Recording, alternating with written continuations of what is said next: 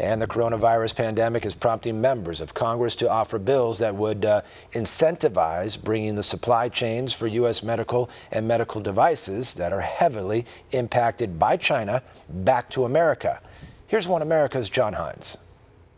Missouri Senator Josh Hawley tells One America News that the coronavirus, if nothing else, will cause American businesses to rethink previous practices of outsourcing supply chains to China. I think what this has really exposed is how dependent our supply chains, medical supply chains and other supply chains, technological supply chains, are on China. And we've had these big multinational corporations who have told us for years now, oh, it's fine.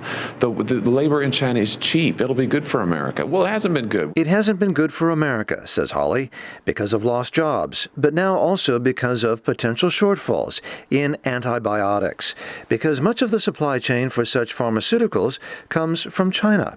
In fact, the Food and Drug Administration reports that some 80% of all antibiotics in the U.S. come from China and India. We've lost jobs. We know that. It's been terrible for working families, and now it's terrible for the whole country when we are facing potential shortfalls in basic antibiotics. Because why?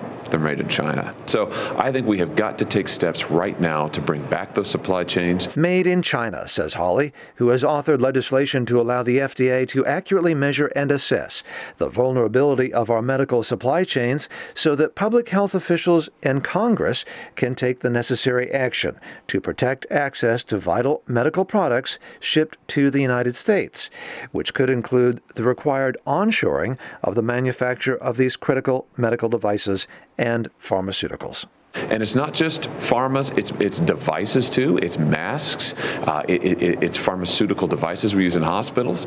It's the technology that we rely on. We need to think about a plan, a coherent plan and strategy going forward to move those supply chains back home. Hawley's legislation is called the Medical Supply Chain Security Act, and it is but one of several bills introduced by both Republicans and Democrats requiring or encouraging the onshoring of manufacturing previously taking place inside China. John Hines, One America News, Washington. Want to see more videos like this? Click on the link below and subscribe to One America News on YouTube, and call your cable provider and kindly demand that One America News is added to your lineup. Call and subscribe today.